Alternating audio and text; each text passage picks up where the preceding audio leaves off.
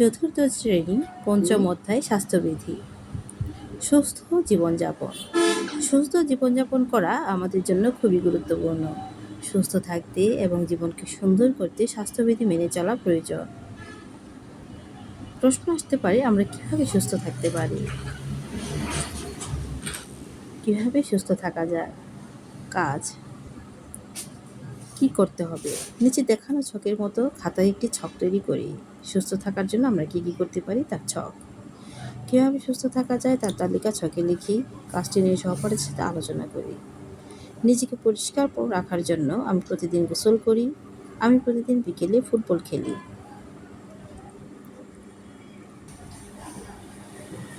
সুস্থ থাকার সবচেয়ে ভালো উপায় হলো স্বাস্থ্যবিধি অনুসরণ করা। এর জন্য প্রতিদিন কী নিয়মকানুন মেনে চলতে হয়? সুস্থ থাকার জন্য কিছু উপায় নিচে দেওয়া হলো। এর জন্য প্রতিদিন কিছু নিয়মকানুন মেনে চলতে হয়। সুস্থ থাকার জন্য কিছু উপায় নিচে দেওয়া হলো।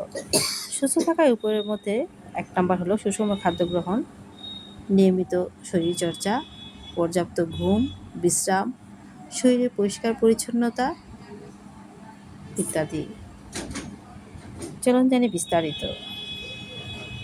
সুষম খাদ্য গ্রহণ। সুস্বাস্থ্যের জন্য প্রতিদিন অবশ্যই সুষম খাদ্য খেতে হবে।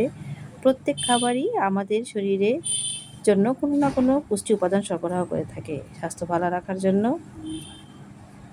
সুষম খাবারের পাশাপাশি পর্যাপ্ত পরিমাণে নিরাপদ পানি পান করতে হবে। নিয়মিত শরীরচর্চা। নিয়মিত শরীরচর্চা এবং খেলাধুলা আমাদের হৃৎপিণ্ড, মাংসপেশি এবং হাড় শক্তিশালী করে। একই সাথে এগুলো আমাদের আত্মবিশ্বাসী করে এবং রাতে ভালো ঘুমাতে সাহায্য করে।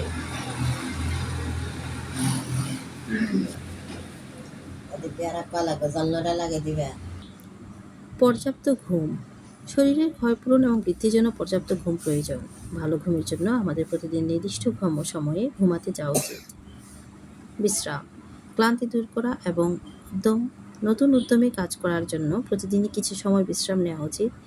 কোনো শখের কাজ যেমন পছন্দের গান শোনা, বই পড়া, বাগান করা ইত্যাদির মাধ্যমে আমরা ক্লান্তি দূর করতে পারি।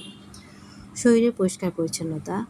শরীর পরিষ্কার পরিচ্ছন্ন রাখার জন্য আমাদের যত্নবান হতে হবে। এর জন্য প্রতিদিন পরিষ্কার পানি ও সাবান দিয়ে গোসল করতে হবে। খাওয়ার পূর্বে এবং পরে হাত ধুতে হবে। খাওয়ার পর নিয়মিত দাঁত ব্রাশ করতে হবে। নিয়মিত জামা কাপড় পরিষ্কার করতে হবে। ত্বক, চুল, নখ, চোখ এবং কানের যত্ন নিতে হবে। সুস্থ থাকার জন্য সকল অভ্যাসকেই সমান গুরুত্ব দিতে হবে। স্বাস্থ্যবিধির মূল পাঠ হচ্ছে পানিবাহিত রোগ। জীবাণু দ্বারা দূষিত পানির মাধ্যমে যে সকল রোগ ছড়ায় তাদেরকে পানিবাহিত রোগ বলে। তাহলে পানিবাহিত রোগ কাকে বলে?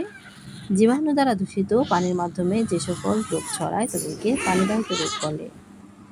সারসংক্ষেপ হিসেবে, মানুষ বা প্রাণীর মলমূত্র দ্বারা অনেক সময় পানি দূষিত হয়। মলমূত্রে রয়েছে জীবাণু, যেমন ব্যাকটেরিয়া।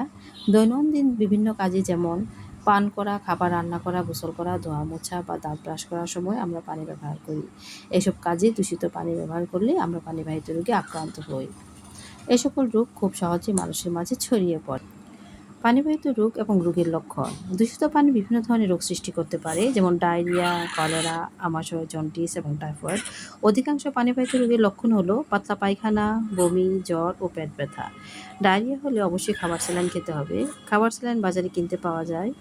এছাড়াও আধা লিটার নিরাপদ পানিতে 1 চিমটি লবণ এবং 1 মুঠো চিনি বা গুড় মিশিয়ে আমরা নিজেরাই বাড়িতে খাবার স্যালাইন তৈরি করতে পারি।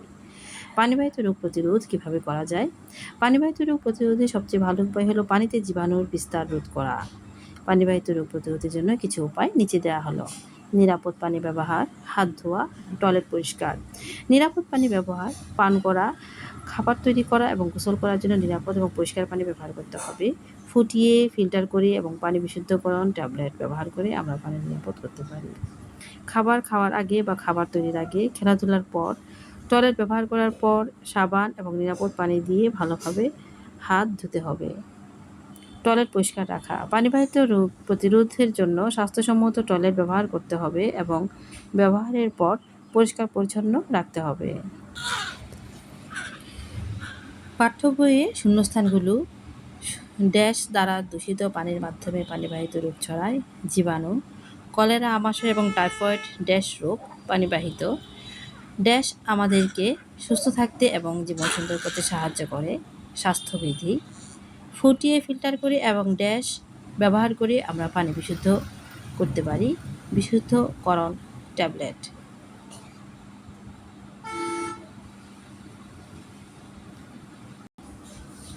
আমাদের কখন অবশ্যই হাত ধুতে হবে? খাওয়ার পূর্বে। কোনটি পরিমিত ব্যায়ামের ফল মাংসপেশি শক্তিশালী করে? ডায়রিয়া হলে আমাদের কি গ্রহণ করা উচিত? খাবার স্যালাইন। সংক্ষিপ্ত উত্তরগুলো জেনে নিন। পানিবাহিত রোগের 2টি কারণ উল্লেখ করো। পানিবাহিত রোগের 2টি কারণ হলো দূষিত পানি পান করা, দূষিত পানি দ্বারা গোসল করা। পানিবাহিত 3টি রোগের নাম হলো ডায়রিয়া, কলেরা, আমাশয়। কিভাবে পানিবাহিত রোগ প্রতিরোধ করা যায়? পানিবাহিত রোগ প্রতিরোধ করার জন্য নিচের কাজগুলো করতে হবে, যেমন